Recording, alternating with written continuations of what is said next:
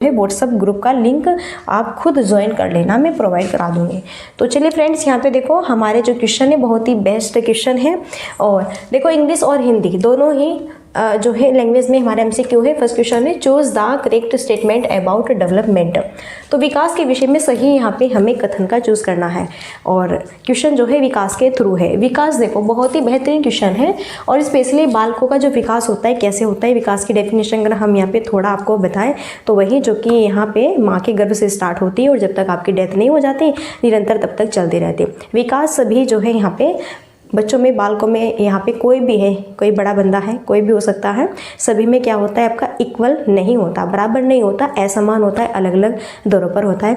लेकिन हाँ ये आपका क्रमबद्ध रूप से चलता है। जैसे कि अगर यहाँ पे किसी बच्चे का जन्म हुआ तो जन्म के बाद में हर बच्चा शेषावस्था में आएगा, वो चाहे भारत का रहने वाला है चाहे जापान का रहने वाला है, हर बच्चा शेषावस्था कैटेगरी में आएगा तो आएगा। वो चाहे गोरा है, काला है, अमीर है, गरीब है, किसी भी धर्म से बिलोंग करता है, सभी शेषावस्था में आएंगे। फिर बाल्यावस्था में, फिर यहाँ पे आपके आएंगे एडोलेसेंस, किशोरावस्था में आएंगे और फिर प्रौढ़ावस्था और भाई वृद्धावस्था। ओके, तो सभी अवस्था जो होती है ये आपकी क्रमबद्ध रूप से होती है और सबका अपना अपना रहन सहन होता है, वातावरण होता है, जिसे जितनी यहाँ पे चीज़ें अच्छी प्रोवाइड की जाती हैं, जिसकी जितनी अच्छी केयर होती है उसका डेवलप भी उतना ही बेस्ट होता है। अब देखो अगर कोई पुअर फैमिली में पैदा हुआ है तो भैया वह भी उसके पेरेंट्स अपनी आर्थिक स्थिति को देखते हुए यहाँ पर जो है चीज़ों को कराएंगे और उसे सारी चीज़ प्रोवाइड कराएंगे तो देन उसका डेवलप ऐसा ही होगा। और एक अमीर का है यहाँ पे बेटा है, ओके, अमीर घर से है तो भाई उसे सारी चीज़ें यहाँ पे जो है छोटे से ही जो है स्टार्टिंग में ही उसे, जब वो छोटा सा है तब भी उसे सारी चीज़ें प्रोवाइड हो जाती है। अच्छा उसे यहाँ पे खाना पीना पालन पोषण बेस्ट होता है तो वो उससे अच्छा ग्रो होगा यहाँ पे, ये हम कह सकते हैं। तो विकास के विषय में हमें सही कथन का चयन करना है। तो विकास एक दिशा और एक आयामी होता है। तो देखो विकास जो है एक दिशा नहीं होता, विकास आपका एक दिशा नहीं होता है और यह आपका एक आयामी नहीं होता बल्कि बहुआयामी होता है। इसके बहुत प्रकार होते हैं, ये नहीं होता कि विकास सबका एक आयाम होता है और सबका इक्वल चलता है। अभी मैंने डेफिनेशन बताई ना, चाहे आप दो बहन भाई है, जुड़वा है, आप घर में 3-4 बहन भाई जितने भी हैं, देखो आप सबकी अलग अलग यहाँ पे अपॉर्चुनिटी है, सबकी अलग अलग रुचि है, अलग अलग सबकी नॉलेज है, बातचीत करने का यहाँ पे तरीका, व्यवहार, आपकी यहाँ पे कितनी नॉलेज है, IQ लेवल क्या है, सब कुछ आपका अलग अलग। भले ही आप एक ही पेरेंट्स के बच्चे हैं लेकिन तब भी आप में क्या है यहाँ पे विकास एक दिशा में नहीं अलग अलग दिशा में होता है और क्या है बहुआयामी तरीके से होता है, डिफरेंट होता है।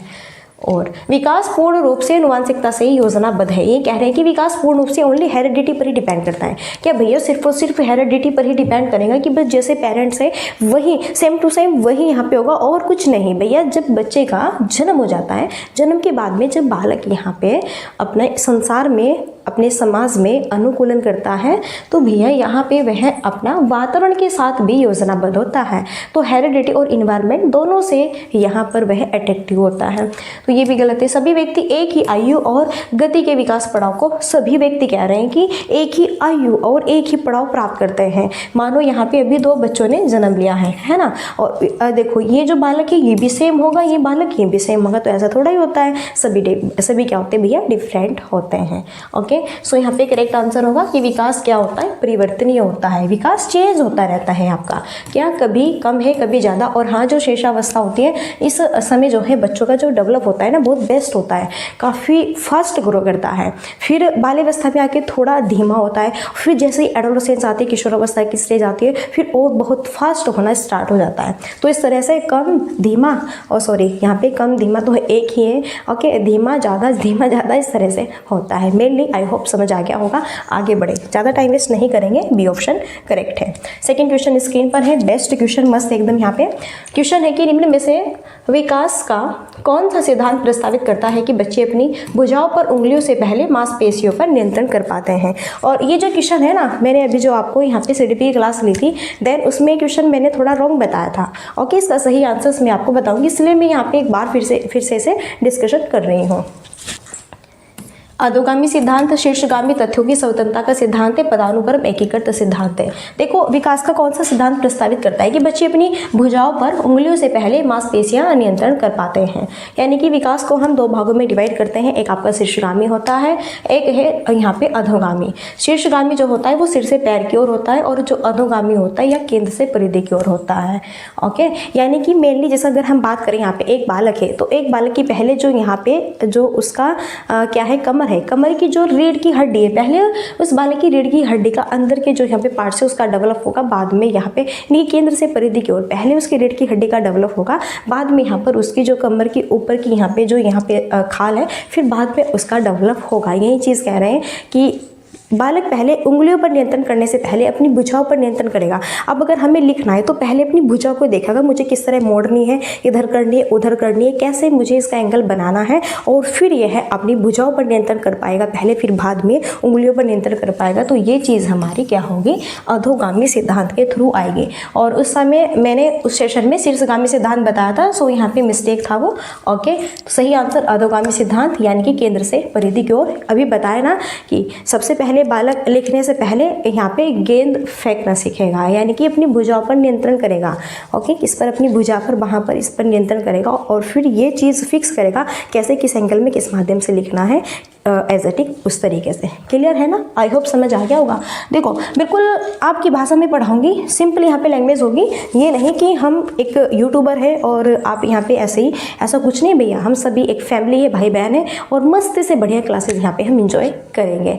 ओके, देखो अब थर्ड क्वेश्चन है, physical characteristics such as eye, colour, height, hair और कलर है। तो शारीरिक लक्षण जैसे आंखों का रंग, ऊंचाई, बालों का रंग मुख्यतः पर्यावरणीय कारक द्वारा सुनिश्चित होते हैं, वंशागत होते हैं, सांस्कृतिक कारक द्वारा सुनिश्चित होते हैं या फिर आनुवांशिकता और इन्वायरमेंट के बीच अंतःक्रिया का परिणाम होते हैं। तो शारीरिक लक्षण है जैसे आंखों का रंग हुआ, ऊंचाई, बालों का रंग, यह चीज़ कैसे यहाँ पे फिक्स होगी, कैसे दर्शाएगी। तो देखो यहाँ पे फाइनली ये जो यहाँ पे पॉइंट्स है ना, बहुत ही बेस्ट पॉइंट्स है। और ये बेस्ट पॉइंट्स क्यों है, क्योंकि आप देखो कभी कभी ऐसा होता है कि हमारे जो पेरेंट्स हैं, ओके, अगर हम यहाँ पे बालक की बात करें तो वही पेरेंट्स किसी के बहुत सुंदर होते हैं, अच्छे होते हैं, मम्मा भी और पापा भी, है ना। तो ये कहता है ना कि उनके जो बालक है वो भी अपने पेरेंट्स पर ही गए हैं। ऐसा जो है अक्सर देखने को मिलता भी है और अक्सर होता भी है कि कभी कभी ऐसा होता है कि जैसे मम्मा के बाल है काले रंग वाले, मम्मा के बाल है काले हैं, तो उसके बच्चे के भी बालों का जो कलर है वो ब्लैक होगा, है ना। मानो कि जो है मम्मा बहुत सुंदर है, अच्छी है एकदम, है ना। तो फाइनली उसके जो यहाँ पे बच्चे हैं, चिल्ड्रंस हैं, वो भी काफ़ी ब्यूटीफुल है, ऐसे ही सुंदर है। और मानो कि ये भी कहते हैं कि हाँ इसकी जो आंखें हैं बिल्कुल अपने पापा जैसी है, वाह देखो जैसे इसके पापा की है ना बड़ी बड़ी आंखें, ऐसे ही इसकी है। और हाँ यहाँ पे बालों का रंग क्या देते हैं, बालों का रंग तो है अपनी मम्मा पर गया है बिल्कुल, और हाइट में तो बिल्कुल अपने पापा की तरह है, फिर मम्मा की तरह है, इस तरह कहते हैं ना कि हम। तो ये चीज़ यहाँ पे जो है किस पर डिपेंड करेगी, तो ये चीज़ हमारी इन्वायरमेंट पर डिपेंड नहीं करेगी, यह ओनली वंशागत है। क्या है, सिर्फ ओनली हेरिडिटी पर डिपेंड करती है, यह हमारे पर्यावरण पर डिपेंड नहीं करेगी।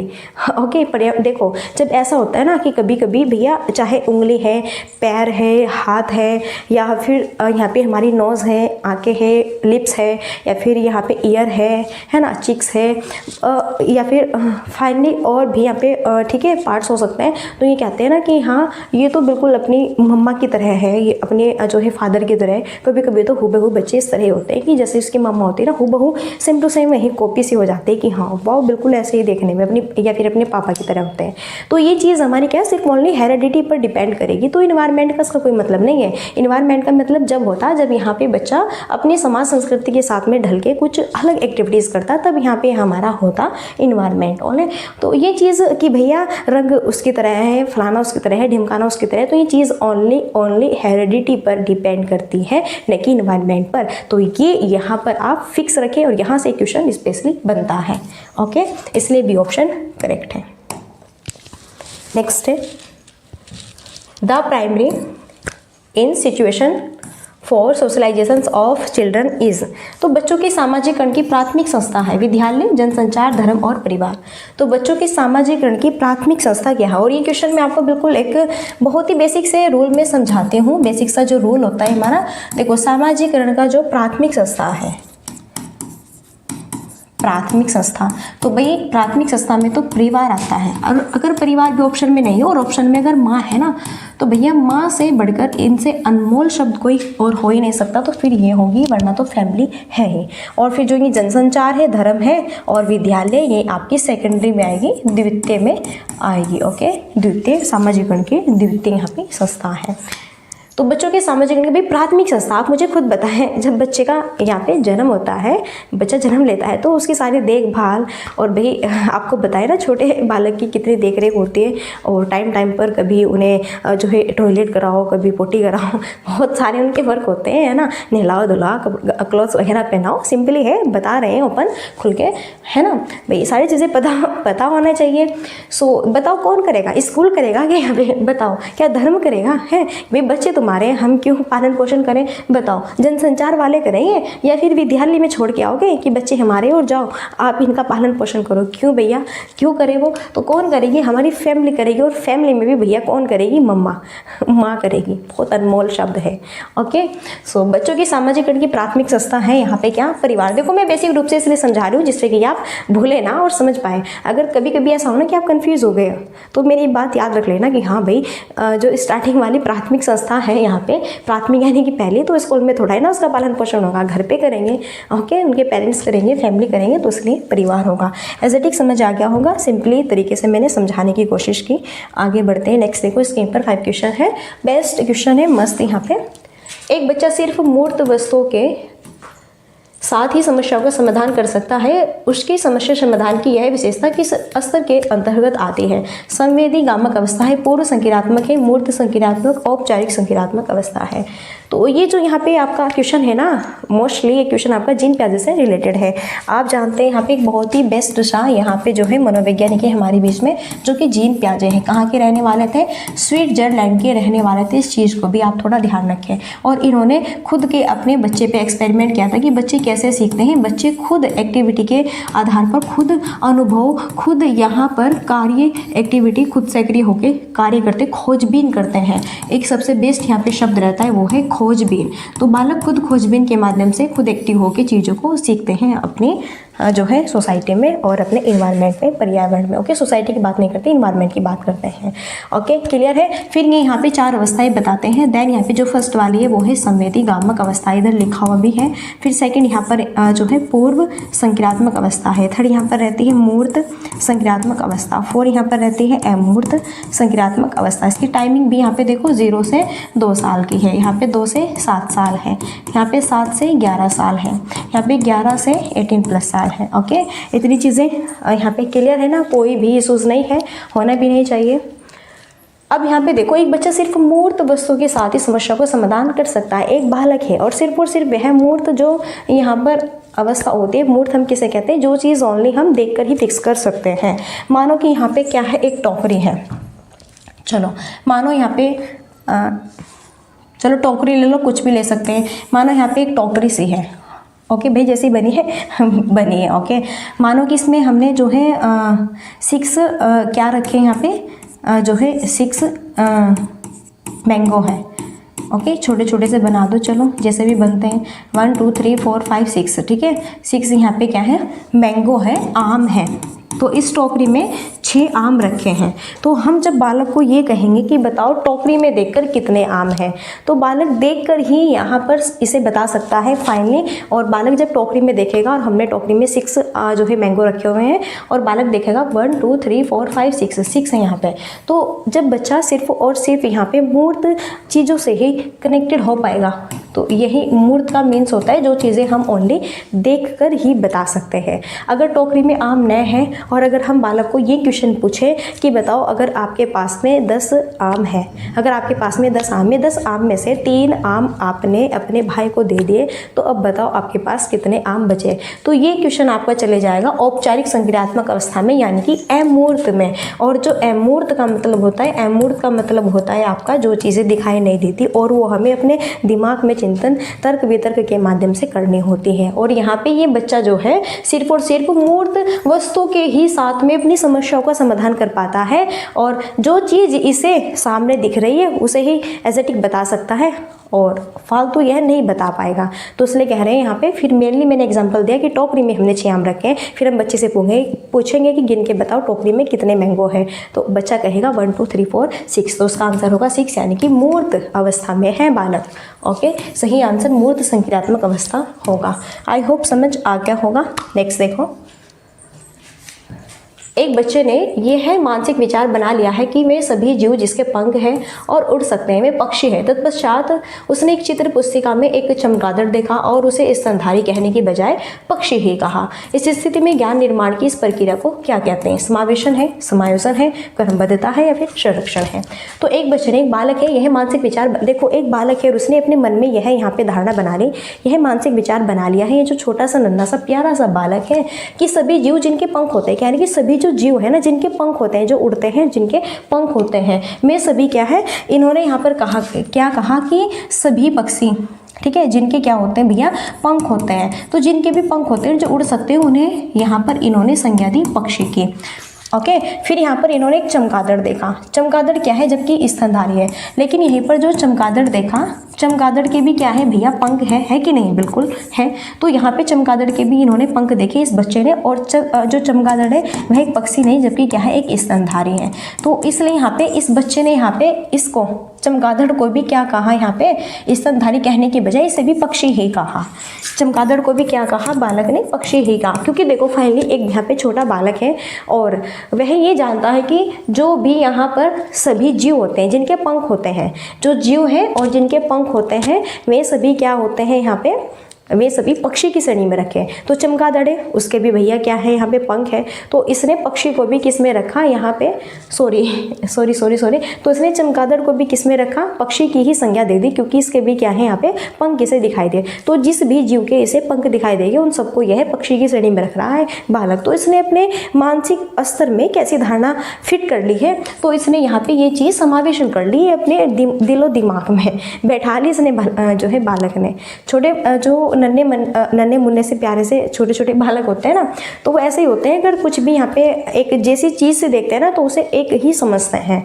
ओके, तो ये चीज़ कह रहे हैं कि भैया जिनके पंख होते हैं, जो उड़ते हैं, उन सबको ये पक्षी कहते हैं। यहाँ पे जो चमगादड़ है वो है तो स्तनधारी, लेकिन स्तनधारी कहने के बजाय, क्योंकि उसे थोड़ा ही ना भी ज्ञान है इन सब के बारे में, उसने उसे क्या कहा, पक्षी ही कहा, क्योंकि उसने अपने मानसिक में यही धारणा बना, क्योंकि वह भी इतना परिपक्व है, छोटा बालक है, धीरे धीरे जब अपने समाज में, इन्वायरमेंट में रहेगा तो धीरे धीरे चीज़ों को सीखेगा, पढ़ेगा, लिखेगा। ओके, चलिए, इसलिए सही आंसर क्या होगा, ऑप्शन ए होगा। नेक्स्ट बेहतरीन क्वेश्चन है, मस्त वाला। समीपस्थ विकास के क्षेत्र की संरचना किसने प्रतिपादित की थी? कोहलबर्ग है, वाइगोत्स्की है, ब्रूनर है, पियाजे है। समीपस्थ विकास के क्षेत्र की यानी कि ZPD, तो भैया ZPD संरचना किसने प्रतिपादित की है? वो है यहाँ पे जाने माने बहुत ही फेवरेट है सीटेट के लेव वाइगोत्स्की। ओके, कौन है? लेव वाइगोत्स्की है। और इन्होंने कौन सा सिद्धांत दिया? सामाजिक, बहुत ही बेस्ट है इनका सिद्धांत, सामाजिक सांस्कृतिक सिद्धांत। सामाजिक सांस्कृतिक सिद्धांत की बात करते हैं कि बालक कैसा सीखता है, अपने समाज में, संस्कृति में अंतःक्रिया के माध्यम से चीज़ों को सीखता है। ओके, और ZPD और पार्ड, इसके फोल्डिंग, ये भी यहाँ पे जो है यही वाइगोत्स्की ही, ठीक है, बताते हैं। तो यहाँ पे है समीपस्थ विकास के क्षेत्रीय संरचना किसने दी है? ZPD, ये दी है वाइगोत्स्की ने। किसने दी है? वाइगोत्स्की ने दी है। ओके, ये बताते हैं कि कभी कभी अगर हम बालक को यहाँ पे छोटा कार्य दिया और हम पहले बालक को सिखा रहे हैं कि 5 + 2 कितने होते हैं, तो ये छोटा सा सम्स है, बालक इसे जो है बहुत फास्ट बता देगा 5 + 2 कितने हो गए, क्योंकि वह जल्दी सीख जाएगा 7 होता है। फिर जब यहाँ पर हम उसे कुछ उलझने टाइप के क्वेश्चंस बताएंगे। अब हम बताएंगे 15 / 3। 15 को देखो, 15 / 3, 15 को 3 से डिवाइड करना है, तो = क्या आएगा। तो इसमें फिर बच्चे को थोड़ा सीखने में पहले कन्फ्यूज़न भी होगा। देखो, ये तो सीधा सीधा है, उंगलियों पे जोड़ के बता देगा, लेकिन ये डिवाइड वाला सम्स है, यहाँ पे भाग वाला, तो इसमें बालक क्या होगा, कठिनाई फील करे, क्योंकि अभी हम काफ़ी दिन से ये सिखा रहे हैं। तो जब कुछ ये नई चीज़ सिखाएंगे उसे हम फाइनली कुछ यहाँ पे उलझने वाले सिखाएंगे बालक को, तो इसमें बालक इसके विपरीत क्या होगा, थोड़ा यहाँ पे समस्या में पड़ेगा। तो जब समस्या में पड़ रहा है तो अब यहीं पे ZPD काम आएगी, स्कैफोल्डिंग देंगे, बच्चे को संकेत देंगे, फिर तब टीचर्स लोग इसे समझाने की कोशिश करेंगे और इसे यहाँ पे संकेत देंगे हल्के फुल्के, और ZPD ओके यहाँ पे बताएंगे कि ऐसे होगा कि जो 15 3 से डिवाइड करेंगे तो यहाँ पे जो है 3 5 15, तो ये आंसर आ जाएगा। कैसे कैसे आए सारी चीज़ें हम ओपन माइंड बताएंगे। ओके चलिए नेक्स्ट देखो क्वेश्चन। निम्न में से कौन सा कथन बच्चों के संज्ञानात्मक विकास के विषय में जीन प्याजे और वाइगोत्स्की के विचारों के बीच मुख्य अंतर दर्शाता है?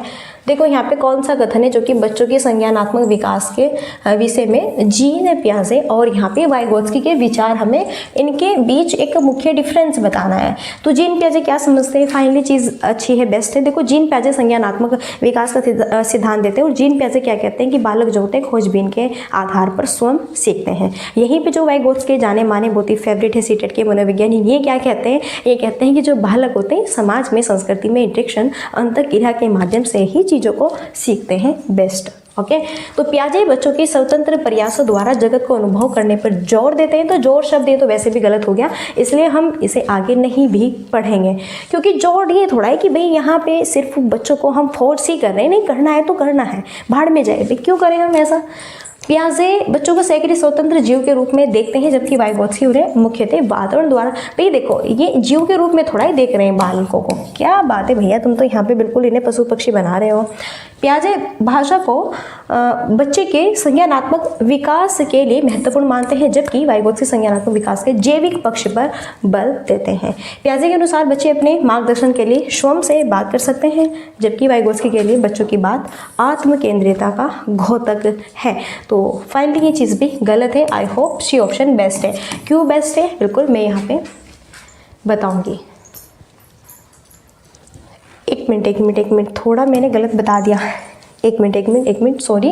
देखो फर्स्ट राइट होगा यहाँ पे। प्याजे तो भाषा को महत्व नहीं देते इतना। यहाँ पे प्याजे तो भाई विचार को सबसे ज़्यादा इंपॉर्टेंस देते हैं, तो भाषा को इंपॉर्टेंस नहीं देते, इसलिए रॉन्ग होगा। ये भी रॉन्ग है, ये भी रॉन्ग है, ये तो रॉन्ग है। हाँ फर्स्ट देखो जोर देते हैं, ये नहीं कि फोर्स कर रहे हैं, ठीक है। मेनली बता रहे हैं कि प्याजे बच्चों के स्वतंत्र प्रयासों द्वारा जगत को अनुभव करने, यही देखो अनुभव यानी कि खोजबीन के माध्यम से बच्चे स्वयं सीखते हैं। देखो हाँ कंफ्यूज हो गई थी मैं यहाँ पे। देखो खोजबीन के माध्यम से स्वयं सीखते हैं, और जबकि जो वाइगोत्स्की है संज्ञानात्मक विकास को सामाजिक मध्यस्थ प्रक्रिया के रूप में देखते हैं। यही तो बस यही बात है। यस यहाँ पे थोड़ा इसके लिए I am so sorry, confuse हो गई थी मैं थोड़ा।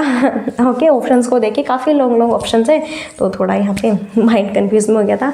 लेकिन एस्थेटिक राइट आंसर ये है कि देखो प्याजे क्या कहते हैं कि भैया जो बालक होते हैं, बच्चे होते हैं, खुद यहाँ पे एक्टिविटी देखो स्वतंत्र प्रयासों के द्वारा खुद एक्टिविटी करिए, खुद प्रयास कर रहे हैं और अपने जगत को खुद खोजबीन के आधार पर अपने अनुभव को ठीक है करने पर जोर देते हैं। जबकि जो वाइगोत्स्की क्या कहते हैं कि सामाजिक मध्यस्थ के साथ में प्रक्रिया को देखते हैं और सीखते हैं, समझते हैं। इंटरेक्शन सामाजिक संस्कृति के साथ में अंतःक्रिया के माध्यम से ही सीखते हैं इस तरह से। तो ये चीज़ करते हैं प्याजे और Vygotsky. Finally first option correct है।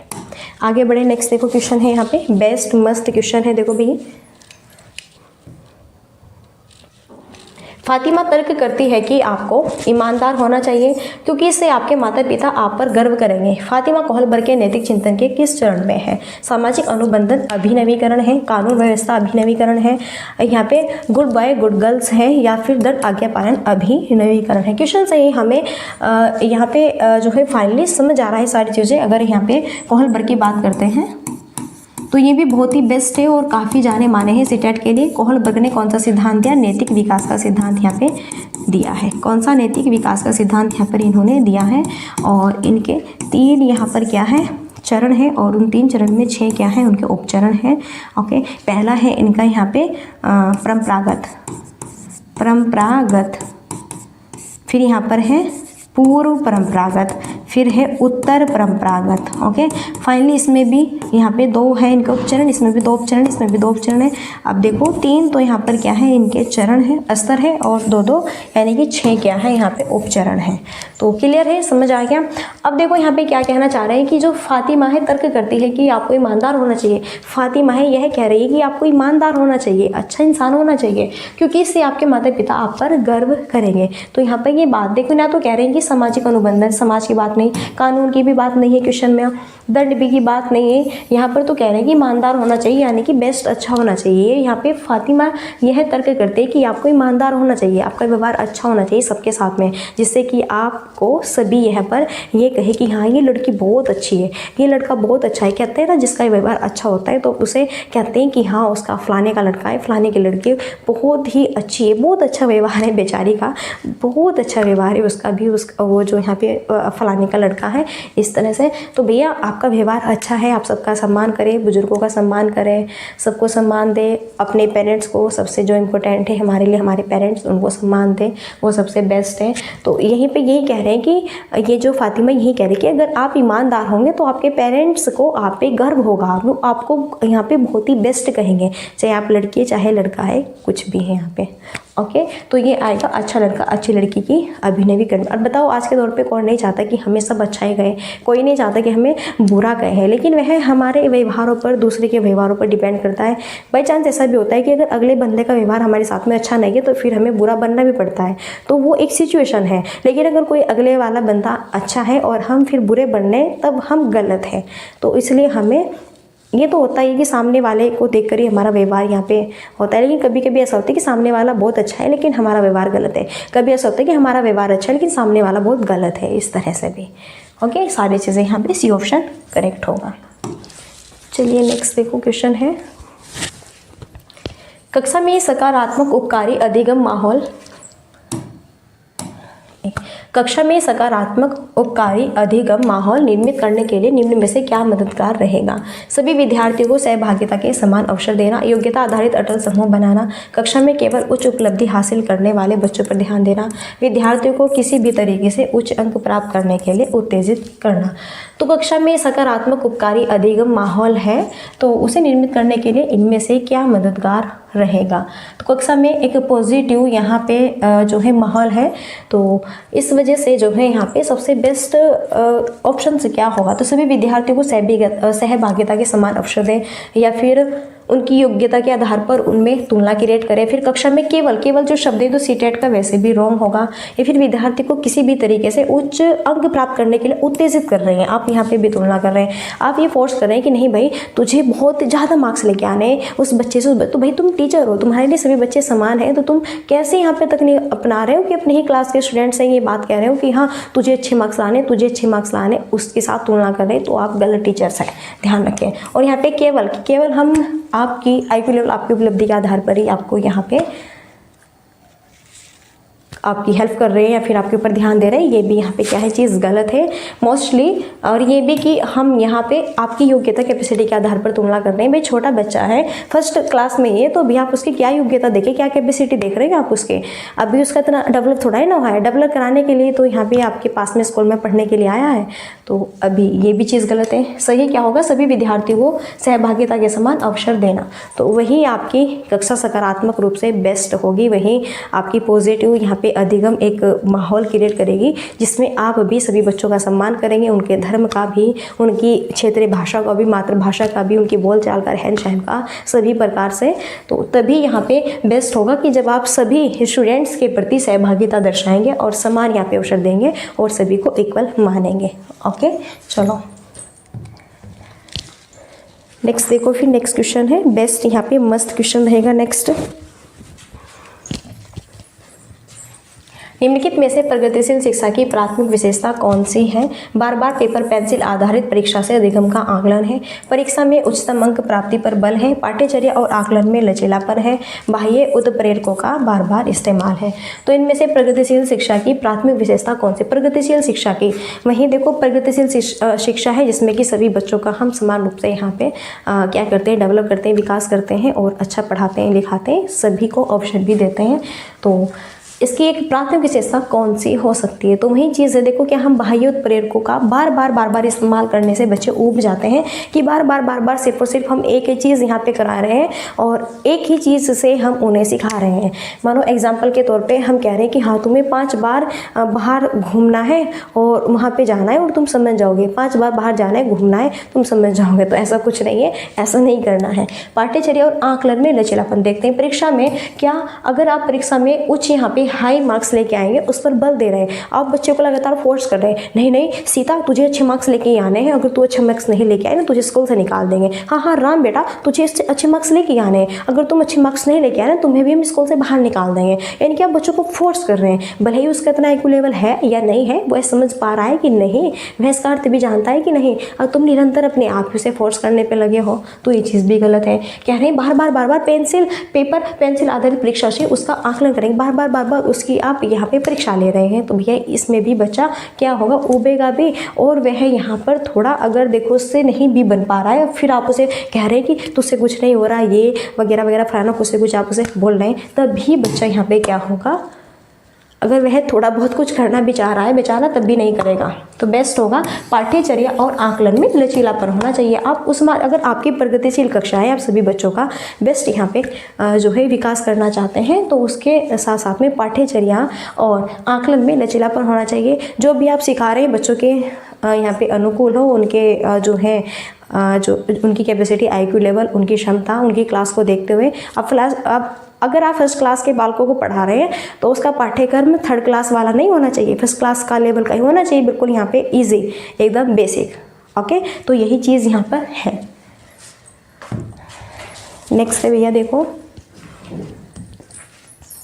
हावर्ड गार्डनर के बहुबुद्धि सिद्धांत के अनुसार यदि कक्षा में कोई बच्चा सहकर्मी समूह के स्वभाव, इरादों और मनोदशाओं के प्रति उचित प्रतिक्रिया देने में सक्षम है तो वह किस प्रकार की बुद्धि रखती है?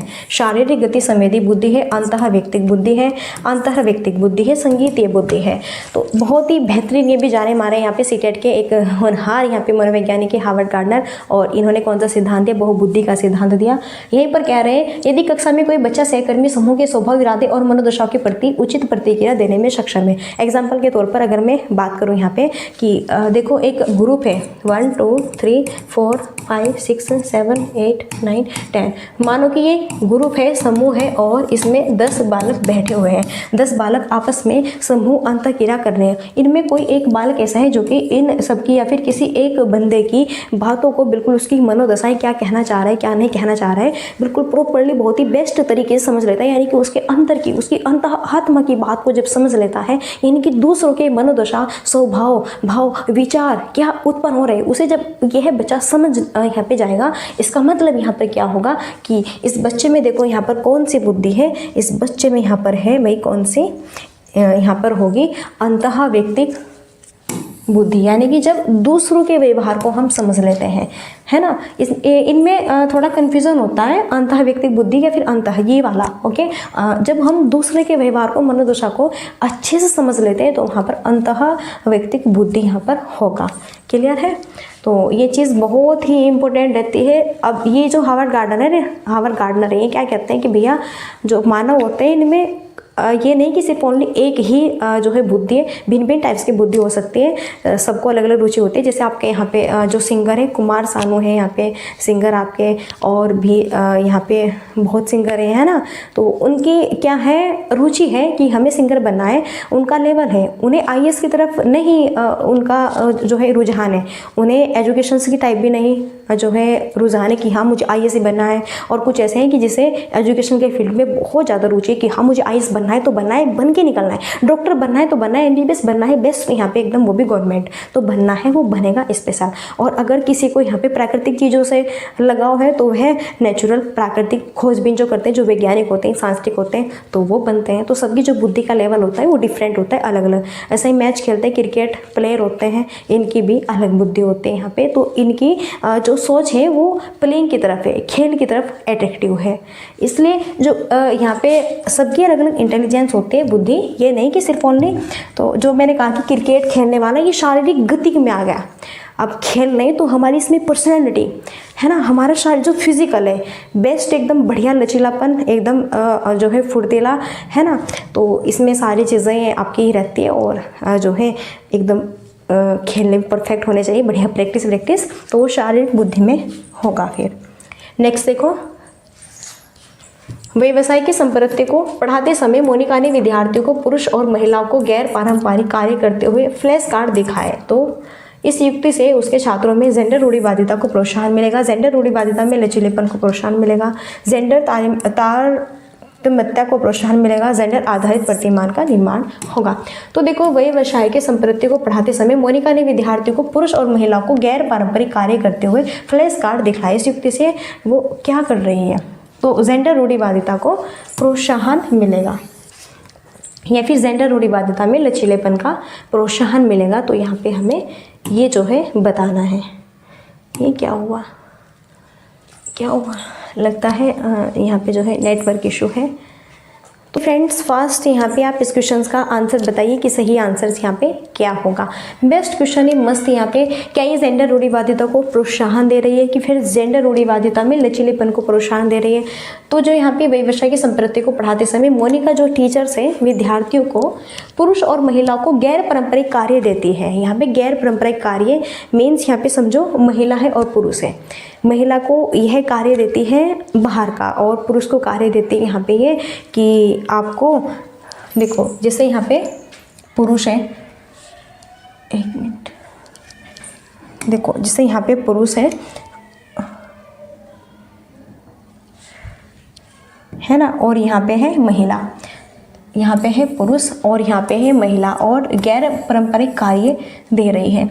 यानी कि पुरुष को महिला वाले कार्य दे रही है और महिलाओं को पुरुष वाले कार्य दे रही है। जो यहाँ पे महिलाएं हैं, यानी कि इनको बाहर के कार्य दे रही है और इनको जो है महिलाओं वाले कार्य दे रहे हैं पुरुषों को। तो इससे यहाँ पे जो टीचर है ये मोनिका, ये है यहाँ पे जेंडर रूढ़िवादिता में लचीलेपन को प्रोत्साहन दे रही है। यानी कि ये नहीं यहाँ पे फिक्स कर रही है कि हाँ ये पुरुष है तो यह इसी कार्य को कर सकता है, कि महिला है तो यह इसी कार्य को कर सकती है, देन इस चीज़ को यह फोर्स नहीं कर रही है। यह यहाँ पर ये इस तरह से जेंडर रूढ़िवादिता को लचीलेपन के रूप में इसे फिनिश करने की कोशिश कर रहे हैं कि भाई ऐसा नहीं है कि हाँ पुरुष यहाँ पे घर के वर्क नहीं कर सकता, कपड़े नहीं धो सकता, खाना नहीं बना सकता, झाड़ू पोछा नहीं कर सकता, महिलाएं बाहर का दफ्तर का कार्य नहीं कर सकती, प्ले खेल का कार्य नहीं कर सकती। क्यों नहीं कर सकती? सभी कार्य कर सकते हैं। तो एग्जैक्टिक ये है, इस चीज़ को उसके विपरीत जब गैर पारंपरिक कार्य यहाँ पे दे रही है तो उससे जेंडर रूढ़िवादिता में लचीलेपन को प्रोत्साहन मिलेगा। इस चीज़ से फोर्स कर रही है बच्चों को।